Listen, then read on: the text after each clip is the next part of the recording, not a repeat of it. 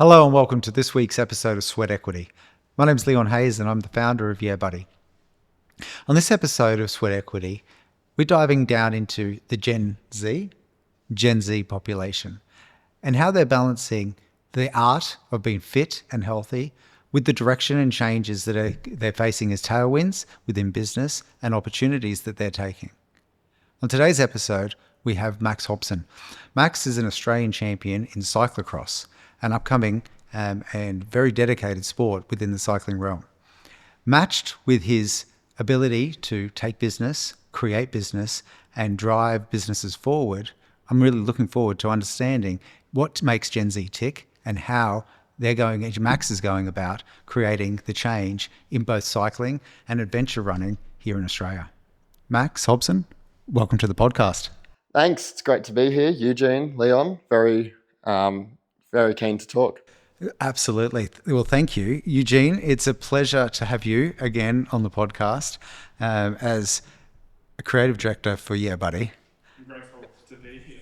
It's an absolute pleasure. And I wanted to bring both of you together today. Max, we met probably about 4 or 5 months ago now. Yep. And you're currently working with Adventure Entertainment. And for those of you that don't know, Adventure Entertainment, they have a number of brands under their umbrella. Most poignantly that we've been involved in this year is the Run Nation Film Festival, which is an incredible film festival where a lot of short stories around running are brought from around the world and showcased in local cinemas. And you guys bring together both sponsors, the filmmakers and the creators, and the public. It's really incredible. It's this elegant, almost, just very personal experience where you get face to face with the runners and the creators through the magic of film. It's very raw, isn't it? It Yeah. evokes a lot of emotion. Yeah. Which I love about it. And when we met met Adventure Entertainment, met yourself and met the founder of Adventure Entertainment, Toby, we were blown away by that breadth of Run Nation. And then we've worked together with Trail Run Magazine and we've had a lot of support both ways within Trail Run this year and looking forward to much in 2026. But let's start with you and how you've grown, I guess, as an athlete. Let's get a bit about your backstory, but how you've grown as an athlete and how that is then inferred into the businesses that you own, operate, and work in today. Yeah, well, look, I was quite fortunate to grow up with good parents, both who are active and in the fitness community, but also in business as well. So I think you're already one step ahead there when you've got that support network behind you and you grow up in a household where these sort of topics are discussed. I started off as a runner, a state level runner. I did cross country, I did track and field, although I wasn't very good at the short distance stuff. More of my forte was longer distance. Honestly, even cross country events for a school age kid like myself, being 3 kilometers felt too short.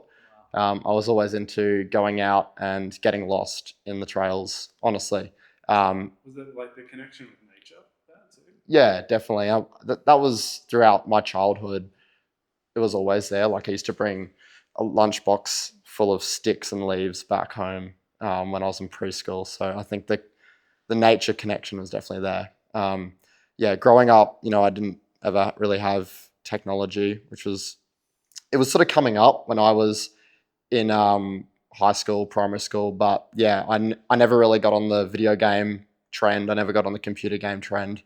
Maybe a little bit of Minecraft when I was younger. But I think that that love for nature paired with the active lifestyle that I was being brought into with the trail running and cross country running probably shaped who I am now. But yeah, around 2015 when I started high school, which isn't that long ago, I found bikes, which is my big thing now. I'm a cyclist. And that led me into triathlon and just cycling racing in general, which I found a little bit more exciting than just plain running. and that has taken me through some real highs, some real lows, but it's shown me how to be resilient, how to be someone who can dream big, be optimistic, but also be real as well. Like as Gary Vee says, like practical optimism, I think is really important. You know, you want to shoot for the stars, but you've got to realize that that doesn't happen without like hard work. Clouds and dirt philosophy. Yeah, Yeah. practical optimism. Yeah. That's great. Yeah, no, I'm a big believer of that, and yeah, I think that's just sort of shaped who I am as a person. I've gone from competing at national level events around 2015 with the Oceania off-road triathlon, which I won in 2015. That was my first proper off-road triathlon, so that was cool. Just being a good cyclist and a good runner and a hopeless swimmer.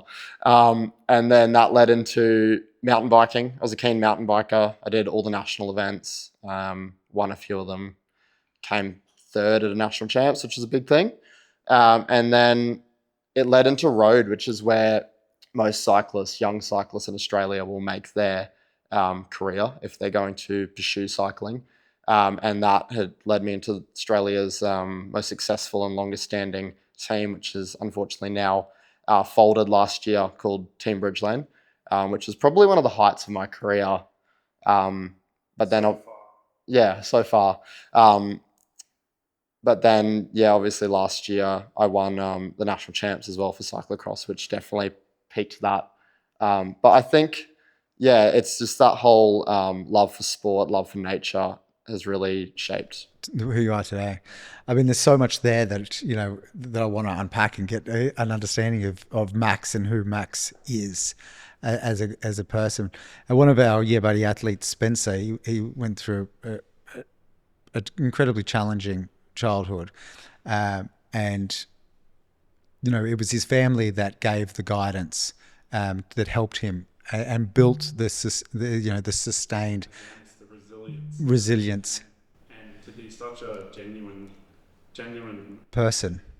great person, you know, it just goes to speaks volumes. And I see that in you, Max, in the fact that, you know, you talked about having a great foundation of athlete parents, entrepreneur parents as well, or yeah, one of. one of.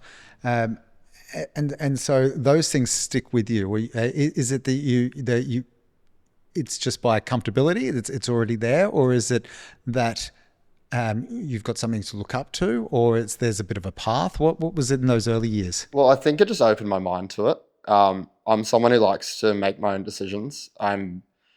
That's how I'm geared. But seeing that it's possible, and you know what can happen when you're successful and when you do the right things. I mean, seeing that successful. Were your parents like Australian champions, or were they just good, or they were just No, just hardworking.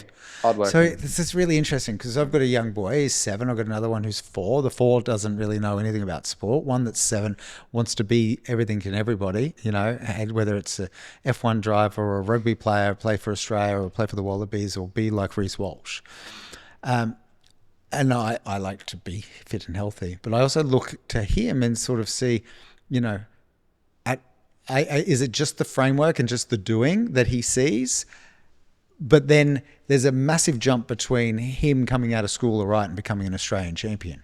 And same with my daughter. She knows, she made, shout out to my daughter. She made her first basketball team today. And I hear, maybe she'll watch this in the future. I hear that she made the basketball team and the gymnastics team and chose the basketball team because she wanted to make Dad proud. Yep. Yeah, I love that. It was pretty special when I heard that this morning. And, you know, I'm here filming rather than being able to see that first game, but I will see the second. The point being is, as parents, we don't know, right? We don't know everything.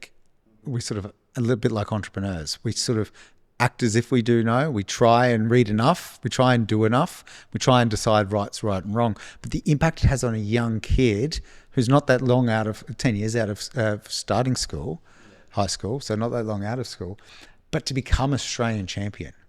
How did that look like? Yeah, I think parenting has obviously a big role in it, and again, it goes back to that practical optimism where, you know, your parents, you know, good parents will push their kids into a certain sport or into a certain lifestyle, but they also keep them grounded in reality as well. It's like, I think a lot of parents these days, and not like dissing anyone, but there's not that practical optimism. It's like, you can be whatever you want, and it's like, sure, you know, your child can be whatever they want, but the chance that that's going to happen is very, very small. So I think having, you know, my parents who were like, go ahead and reach everything, but you know you're going to have to do X, Y, Z to get there. And did they help build that foundation for you in those early years of like turning up and taking you to the training and making you wake up at 6 a.m. to go and no, Max, you shouldn't be eating pies, you should be eating, you know, salad and protein and meat and that sort of thing? Or? Yeah, well, I think I was quite young and it was probably because I started so young, but in my running days, for sure, my parents were banging on my door at 5:30 to get me up and go running with Liesl Moore. Shout out to her, my first running coach. Yeah, and that was tough. How old are you at this age? I'm 23. No, at this age Oh, that you were sorry. waking up with Lisa Moore. That was, well, I would have been 8. I think. Okay, right. So Yeah. so it's embedded. Yeah, it wasn't one-on-one, but it was a running group. So it was part of it's called Liesl's Squad, is her whole thing. She's got some very successful athletes under her name, and she's also Olympian, ex-Olympian. So she was a very tough coach, character building, and just getting out of bed early, I think seeded or like created that foundation for the hard work. And when that came to, you know, running was not my thing. I'm not, you know, running as much as I used to run. Cycling is what I would consider my thing. But once I found that passion, I knew what it took to get to those levels that I wanted to reach. And by the age of 13 or 14, I knew exactly what I had to do. Opening their eyes to what they can do, while keeping them grounded in what the processes of the journey is to get there. So I think being really specific about the exacts with the child might not be the best way to do it, but I mean, I don't have a child, I don't know. But I'm just saying from my point of view, because people change, especially when they're young, their interests change. Like, I want to be an archaeologist when I'm younger, and I don't care about archaeology now. There's lots that go on, especially as you're going through primary school and high school. So just keeping that vision, or like where they want to go, sure. But I think it's more about opening their eyes to the possibilities of everything that they can do and allowing them to choose that path, and then supporting them once they do choose that path. Yeah, because they're so influenced during the day at school and the framework that puts in. And then, you know, at home, they need to have the grander vision. You know, it's not all you have to go to university, or not all you have to. For me, it's like, why don't you have a business yet? to them. But I have to be very careful with that I don't overstep the mark. And really, when we unpack the business, we go back and really say, okay, well, do you really want to do this, or are you really interested in it? But yes, you can have a business, or yes, you can go to university. Exactly. And I think I've seen in the sporting world, you see it a lot with parents living vicariously through their children, through their sport. And a lot of the children who I was competing with at the time did not want to be there, but they just were, because maybe they got into it because they loved riding their bike or they loved running, but they didn't really want to be at the events on the weekend. And does that mindset of make the difference of wanting it to become Australian champion? Do you, I go back to, we'll go back to Run Nation, and there was a film there, and the gentleman was a runner. He wanted to run, and Australian guy, and he wanted to do trail running, and he just didn't have that belief. He knew that he could. He knew that he was good. He wanted to do it, but he wasn't really sure. And it was all about the battle that he went through. And eventually, when he realized and recognized that he was allowed to, he's given himself permission to, and he had the vision to become, he was able to go and win that great race of the 3 Peaks or whatever it is down in. And I just thought that was a really incredible structure that he went through. And it's almost like that, to that point, is to become Australian champion, there's some that are just gifted and they put in the hard work, but they don't really want to be there and they become it. Is that right? And then there's others that really want it, and that makes all the difference. Yeah, there's definitely both. There's a lot of very talented people in cycling. Some of them being Tadej Pogacar. I don't know if any of you follow the Tour de France, but he is an insane athlete, and nobody can go anywhere near him. And he is that like mix, that holy trinity of like extremely smart, extremely fit, like naturally talented, and extremely hardworking. And those are the athletes that will always make those, like the Mike Tyson Yeah, and the the Max Verstappens. yeah, and if you want to say Lance Armstrong, you could say him as well. Yeah, But and they want it, and they're want so it. dialed into it that they just there's no. Yeah, and I think it's very important. But the belief, touching on that point, is something that I don't think it obviously plays a big role in the short term of how well you're going to do, but in the long term, I think belief can be worked on through whichever way necessary. Whether that's actually going out, getting experience, and winning, that can increase your belief. But motivation is not something I think that I think if you're the kind of person who needs motivation to do something, you're probably not going to make it, especially in the cycling world.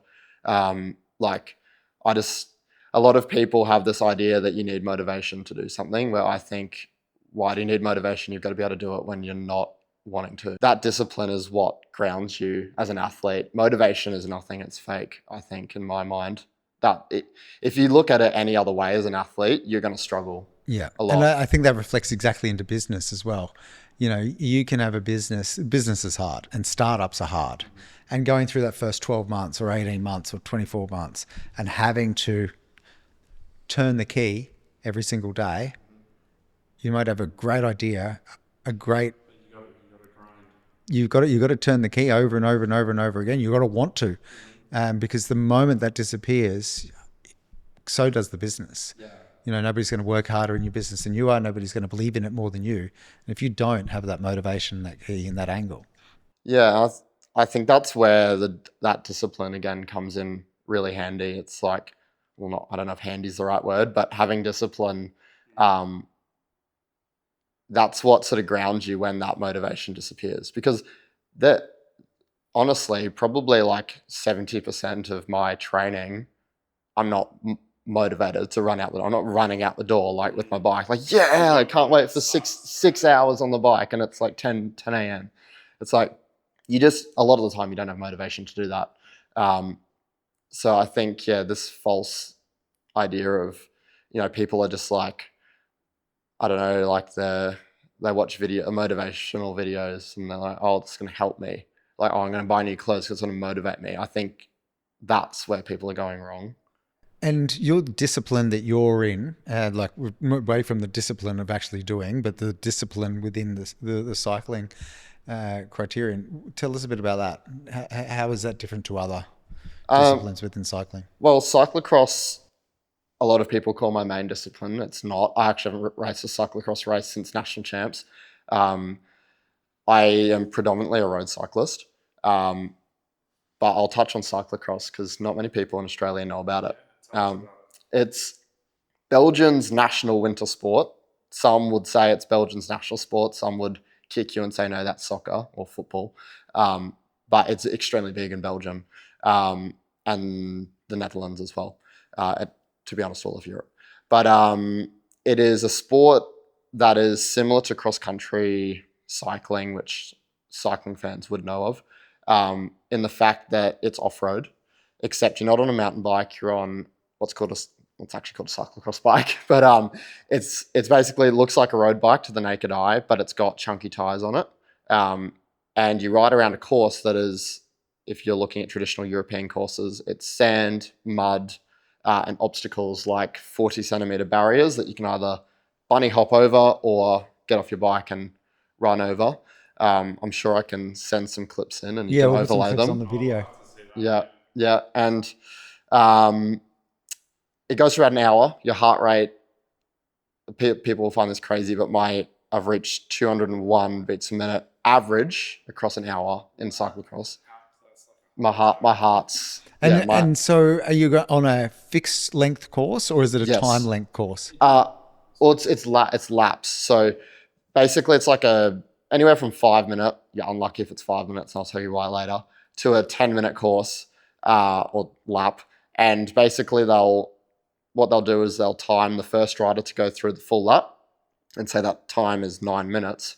They'll then work back from an hour and then put a sign up with how many laps you have left based on that first time to get to an hour. So sometimes it'll be like 58 minutes. Sometimes it'll be an hour and 10 minutes if you're unlucky. You just got to get as many laps in as you can.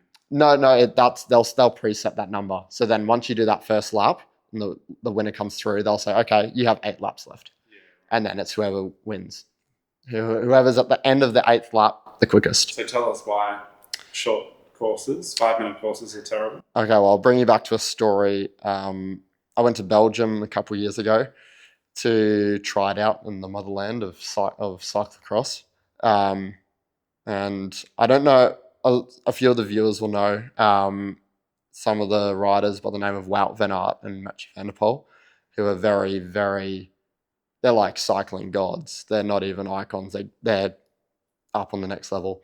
Anyway, I did a couple races with them, which I was very, it was a crazy experience to even be in the same race as them. But in cyclocross, there's an 80% rule, which is that they don't want riders on the track getting lapped. So if you're outside of 80% of the leader's time, they will pull you out. Yeah. It's a shorter course, obviously. Mhm. It's easier to get lapped. Yeah, so with a 5-minute course, you've got to be 3 minutes behind Mathieu van der Poel to stay in the race. So for someone like an Australian who hasn't been over there, it's very hard to even finish the race. And how many races are in the race? There's anywhere from about 60, Wow. very small race, to over 100. And think about this: the start grid is about 2.5 meters wide. There's 6 riders per row, and depending on where you're seated, you can be at the back of 10 riders. It's got to be pretty brutal. Oh.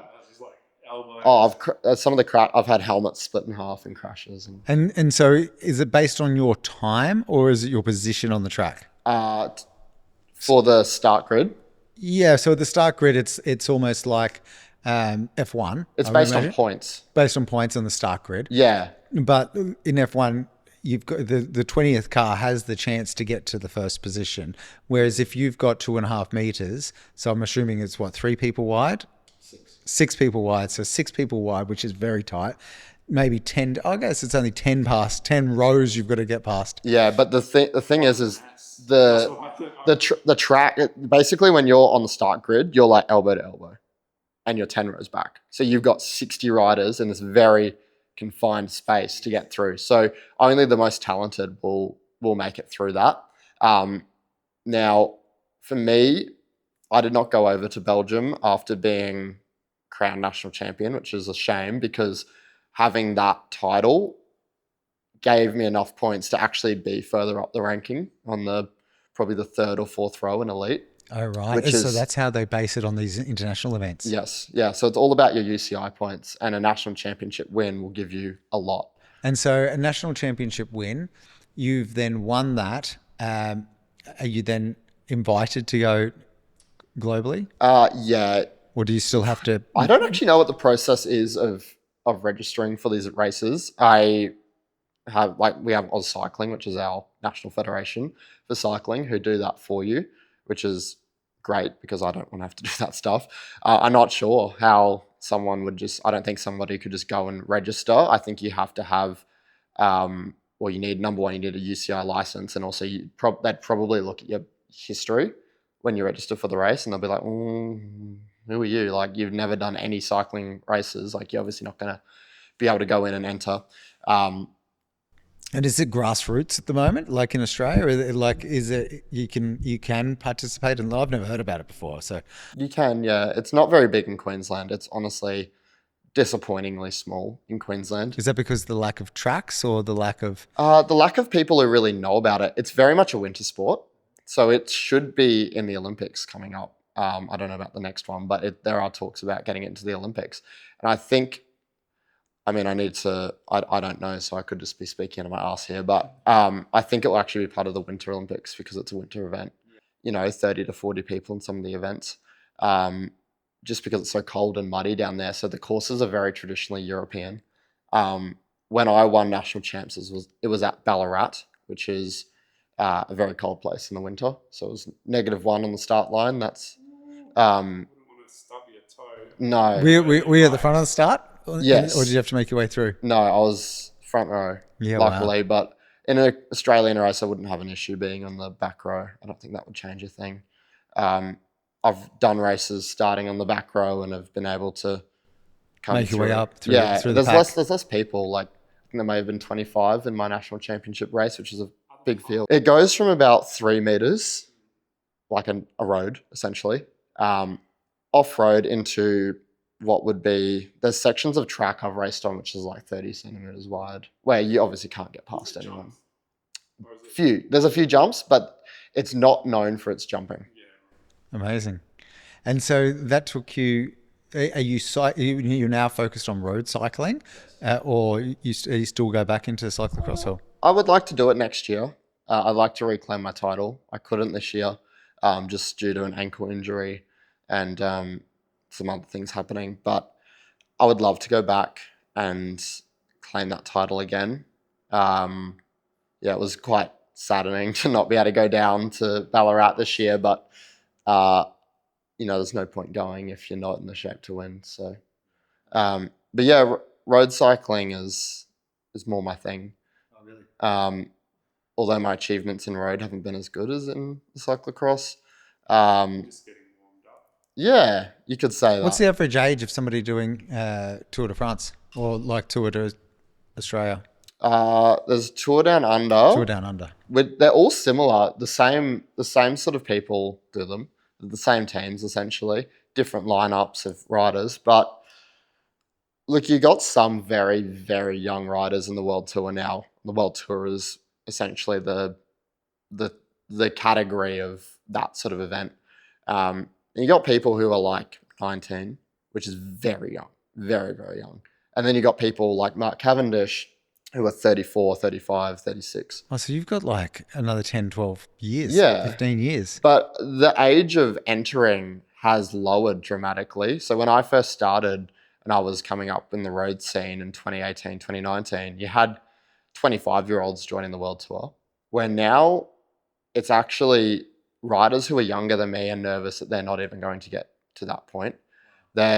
A lot of teams, or the development teams of the World Tour teams, are only taking riders who are in under 23 category, which is 22 or under, essentially. So once you're 22, a lot of riders will be like, oh, I don't know what to do. I'm going to quit. And so have you been through that process? Like you've had some businesses in the past. Tell us about those. Yeah, well, businesses, it was all about sort of juggling for me. I have never been one to back down from something that I want to do. But I've also known that like with cycling, you've really got to balance. So my first business was when I was 11 or 12, and it was a bike washing business. I was like to my dad, oh, well, I want to do this. Can you take me around on a Saturday morning and I'll go wash people's bikes? And it blew up. So that went really well. And Knocking doors? no, it was all on Facebook. Really? Yeah, it went really well on Facebook. I obviously being in the cycling scene. What did you charge? I was $15. Very cheap. $15. And what sort of bikes? Like road Anything. bikes or BMXs? I would wash or? anything. Yeah, right. Yeah, not. And do you do a service in there as well, or is it just No. hit it with some soapy water? No, it was just with bike wash. So I got really good at it with just actual bike wash. But like I didn't do that for as long as I wanted to. I should have done that a bit longer. But I think what it really showed is that it was like you can do this. You can do something that you want to do. Like you can go out and create your own reality. Especially with social media these days. Oh yeah. And locality, and I mean, with a lot of social media nowadays, it does it for you. Like it gets to the audience you want, particularly local. But back then they wouldn't have been. Right? You were Yeah. 10 years ago. They would I have, just had a good community, honestly. Like, I knew a lot of people, and I think being a young person, people wanted to support me as well. So I put a Facebook post out that my dad helped me create on the predecessor of Canva, whatever it was. Yeah, probably Paint. And yeah, we put it online, and it had like 30, 40 shares and like 200 likes on it. I had people messaging me because it's $15. It's like, it wasn't much, back then even. And yeah, I shared it with all the people I knew in the cycling industry, and they shared it, and it just got around. just got to have a crack, don't you? Yeah, exactly. And especially for a young person looking at this, like, Did you pay your dad for like the costs, like for petrol and? I paid money for an event that I went to, a national championship, part of the event, not the whole event, obviously, which was, I guess, my contribution because he was paying for all my events back then, as well as my mum. But yeah, I got to the point where I got sponsored with products, so I was getting free inventory. And how does that look with sponsorship? Is it generally products, or is it paid, or is it In difference? cycling? Yeah. I've only had one sponsorship where I was paid, and that was through a pro team that I joined this year. But most of it is product. Yeah, okay. Which is cool. Like, for a young person, it's pretty cool to get free bikes, free group sets, free clothing, free classes, free everything. A lot of the time also getting your accommodation paid, your flights paid. Like, Bridge Lane, the team I was on, did all that, but there was no pay. I was not paid. Yeah. And why did they run into trouble? Just no support for it, or? No, there was still support there. They were backed by Bridge Lane, which is a big financial group. Very lot of money there. I'm not sure the exact reasons why it went, Yeah, okay. why it folded, but I think it was to do with the management.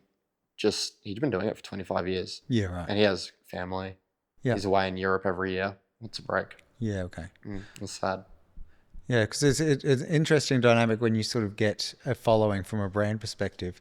You want great athletes, you want to be able to encourage them and help them, but it's really understanding, if you haven't done it before, what they need and how you give them what they need, whether it be exposure or whether it be like peace of mind, because I'm sure a huge part of an athlete is having peace of mind, not worrying about where the rent's coming from or where the flights to Sydney or the next event are coming from. I think as an athlete, especially, a lot of what I what I think is so helpful is the paying for accommodation and for flights to a race. When I'm in a team that does that and offers their support at the race, that's like Pinnacle. That's it. That's it. You can get on and do everything else. Yeah.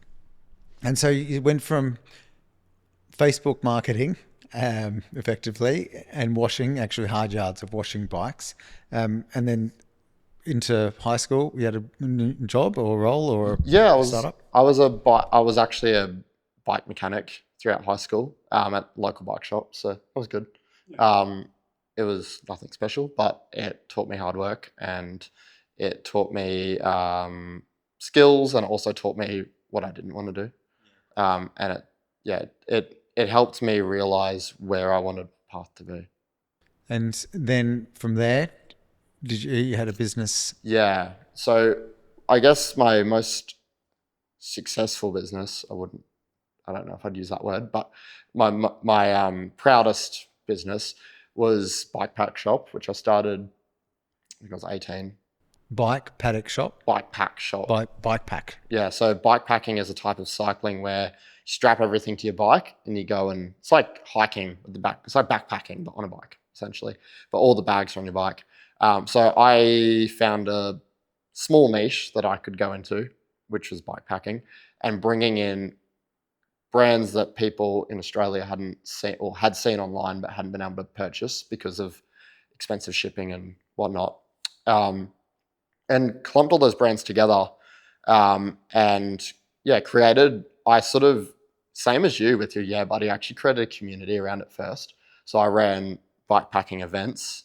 I wouldn't have called them events back then because I was getting in trouble with some permits and stuff, but organized rides where I'd go and Community. yeah. Inspired everyone meet at the one place. Well, I would bring together like 40 or 50 people, and we'd go and do these. Everyone would actually go either by themselves or in a small group, but we're all on the course together over like a 600-kilometer course, and do it between 3 to 6 days. Oh, wow. So significant events. Big. But it was very much like, That's why you need the bike pack. yeah, exactly. Things. Exactly, this is the community I was building. And I got into trouble with permits because I was charging like $50 for the event, where the permit was saying, oh, well, if you charge for the event, you need to get this permit, and the permit was that expensive that it negated me actually running the event. So I ended up just charging for an after party after. And Loophole. yeah. And that worked for a bit. But yeah, I created this big community of people, and I think that is really what made the brand successful. Everyone knew it in the bikepacking space. So if you thought of coming to buying bikepacking bags, you'd either go to my competitor, who I was very closely linked to, or myself. Closely linked to, like, you own them, or No. We worked together. Okay. We collaborated with a lot of stuff. She was actually one of the wholesalers for. You stopped it, or did Yeah. you sell it, or? No, I didn't sell it. I stopped it when I decided to go back to racing. So I guess a bit of a backstory with this is, right when I started it was around COVID, so I'd stopped racing for a number of reasons. But yeah, I needed more time. This was taking too much of my time up.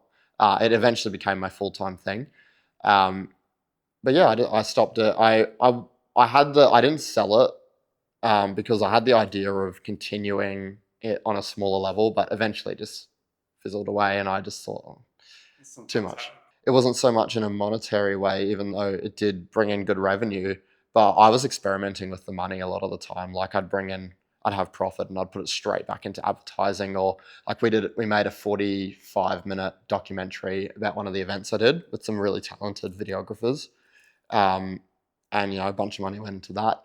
But I think what it provided was, not monetary, but it was skills, and also that belief. It helped me with that belief. You never learn as well as doing.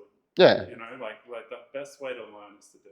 The experience of it was like nothing else. Yeah, honestly. those lessons learnt, and just by doing, the practicalities of just by doing.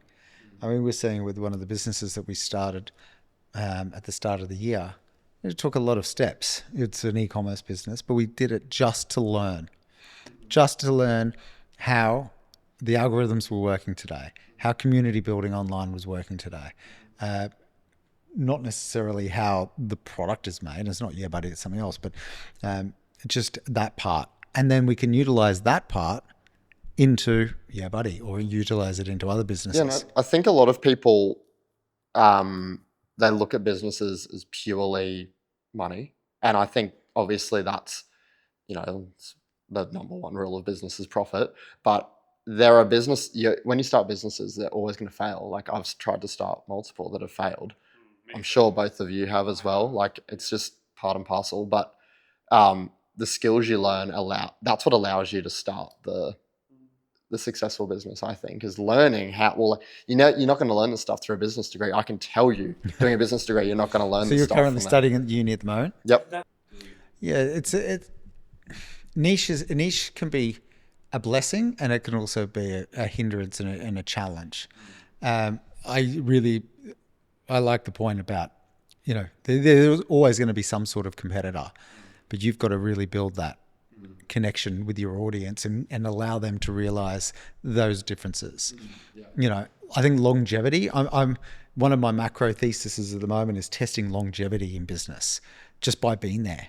Right, the longer you're there, if you're doing the right basis points of, you've got the foundation right, you've got the structure right, you've got the product right.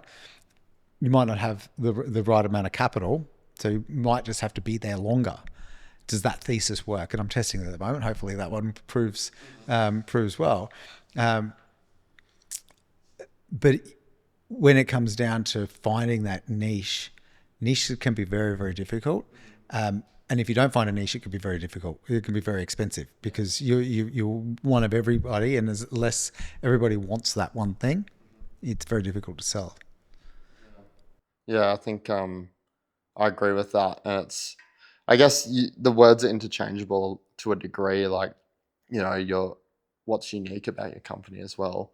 That can help you differentiate in another way from a competitor. Yeah, and I think the hardest part is building the community. For what I found is it's across anything. Some things it's very difficult to build a community, especially when you've got like a product. Let's take, for instance, I don't know, a product like a pool sign. You're trying to sell a pool sign. People only want a pool sign once every X amount of years, right? They don't really join a community based on Pool Lovers Australia. Very But few. do you know what I mean? There's probably one or two out there, but Correct, right? And so you've niched, right? And this whole point. You've niched into something that is very niche. How many people pool signs? Unless you want to become the pool guy and sell the pool sign and the pool toys and the pool towels and the pool paraphernalia, right? If you've niched that deep into something, it becomes very, very difficult sometimes to be able to do Yeah. others. Yeah. The opposite side is if you try to become the pool shop, how many competitors do you have out there? There's a pool shop in every corner around here. Yeah. Yeah, exactly. And that's what I was really cognizant of with Bike Pack Shop, is that I wasn't going to sell bike parts. I wasn't going to sell bikes. Wasn't going to sell tires or anything that. I love it. Yeah. I love it. I think what I you owned did there. I didn't own the market, but that was my goal, was to own that. And I think that is the absolute pinnacle of that you should always be looking at. When we look at buyers, we're looking at a buyer's agent. It's looking to own that market.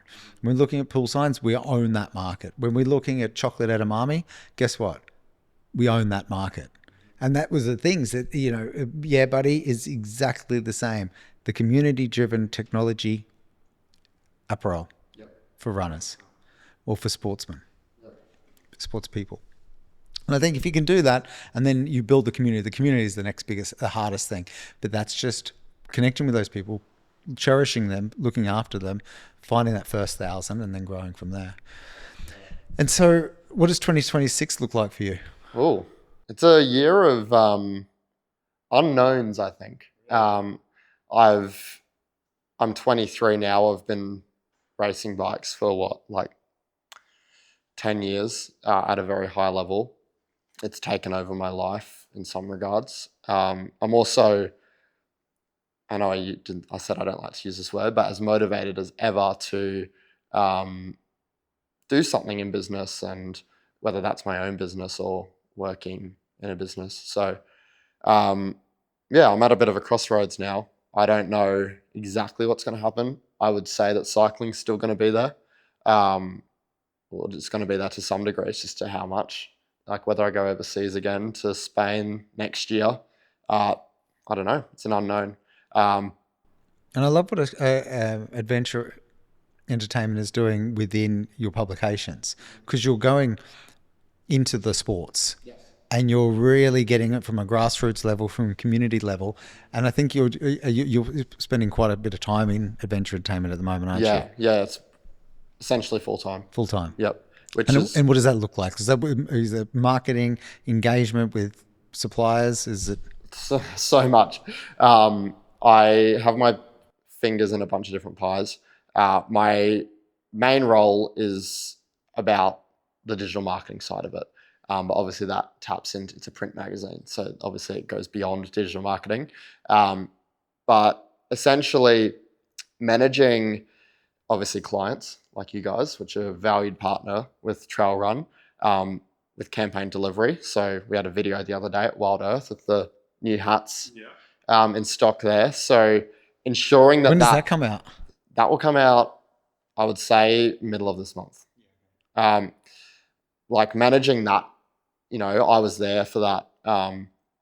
But when they're in Melbourne or Western Australia or overseas, I'm not going to be there. So I guess managing videographer, managing talent, managing systems. Yeah, the direction, because sometimes you get things back and you're like, oh my God, this is not what I wanted. So that's a big part. So campaign management, that's across videos, digital articles, photos, shoots. I don't do all of them, but I do a lot of them for some of our key partners. I just the essence of that magazine, Trail Run magazine, is just beautiful. Yeah, Like, it's phenomenal. yeah, I mean the stories in there. You just have to sit there and read that on a weekend. It's one of the things I love, sitting back and just reading through. Like, there's so many diverse stories in there, and it's not trying to sell your product. It's showing you the product.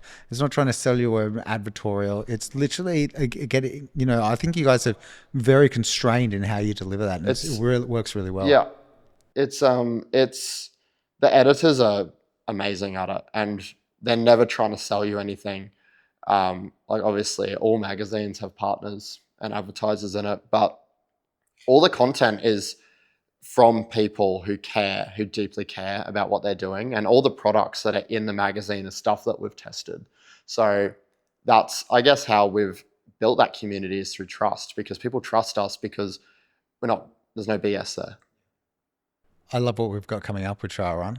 So that was announced in last publication. For anybody that signs up to a subscription for 2026, gets 4 editions, which is every quarter, of Trail Run for $55. Yes.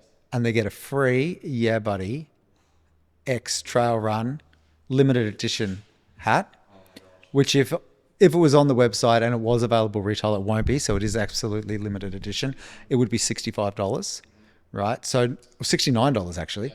So it'd be $69, $65 if it was available in Wild Earth. Shout out to everybody who wants to buy a Yeah Buddy hat. Go to Wild Earth and buy it. You get a $4 discount and you can pick it up, or you can get free shipping at yeahbuddy.com.au. But with the Trail Run hat, they're going to get 4 editions of that plus the hat for November. And you two went on the journey of design. Well, actually, it wasn't just you two. It was you two plus, I don't know, how many subscribers do you have out there? 25,000 subscribers out there that got the chance to vote. Yeah, so that was something that we did, which is really cool, which is, for anyone watching this who's from Trail Run would know, Eugene mocked up so many designs that I could not figure out which one was best, because I kept looking through and I'm like, oh my God, these are all amazing. We had people messaging and saying, oh my God, I cannot wait for this hat, which in turn, I think also hindered our growth of Trail Run up until we released the hat, because people were like, oh, I'm not subscribing now. Yeah, they're waiting. So they're like, September quarter is like less subscribers than normal. Mm-hmm. But this one come out. It seriously was. So hopefully that's... It has. It has. The hats are going very well. Oh, that's great. Yeah. That's fantastic. I'm very excited to see them. I love it. Book club back in the day. It was like, remember?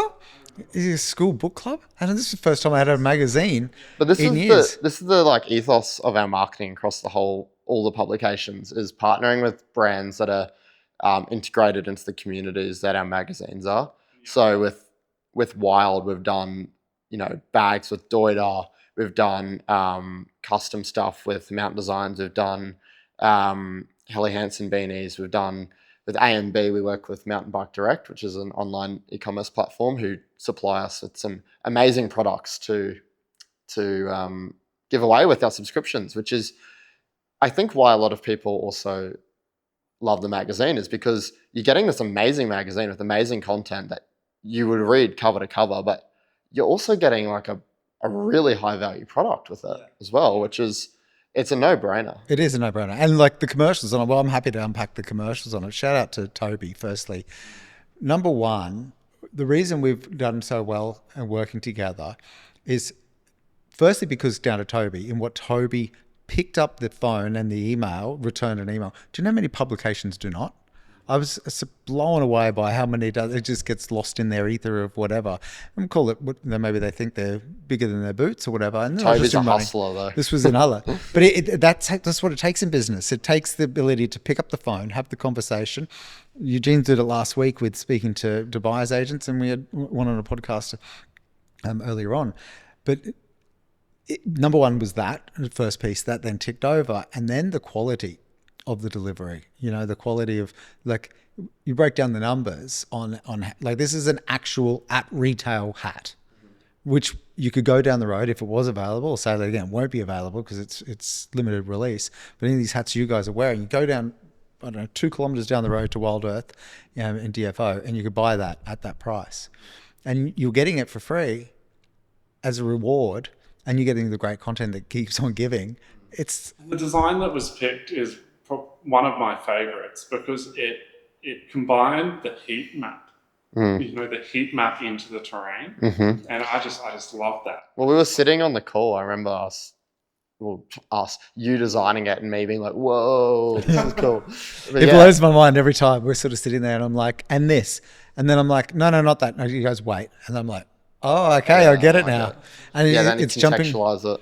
And I think that was what we were going to spend a lot of time in 2026 is really, evoking some of that more emotion into some of our designs. We learned a lot this year, but I'd love to spend some time with you next year, really understanding that cycling industry and understanding how and which we can play a part in taking that journey within the cycling industry. Because, outdoor adventure and the athlete in each of us transcends running and mobility across multiple disciplines. And I'd love to keep that conversation open with you next year. Yeah, of course. I think there's a lot of space in cycling. Obviously, there's a lot of cool brands out there, but there's always room for more. There's so many cyclists, not only in Australia, but across the whole world, that, experiment with their fashion on the bike as well. So having something that's a bit different than what's out there. Yeah, that'd be great. Well, it's an absolute pleasure to have you on. It's been great to get your perspective on stuff too. And so measured. I think that it's. We opened it with a Gen Z's viewpoint, and I think at 23 years young, looking at the decade of dominance that you can have within cycling, by others or whatever done, if you choose to do that, the decade of dominance that you can have in business. Now, both as an employee or a shareholder or a founder, I think you're going to really do well, and we look forward to continuing to support you and Trail Run and Adventure Entertainment, and look forward to next year's events that we've got coming up together. Oh yeah. No, thanks, Leon. Thanks, Eugene, and thanks, buddy. It's been great.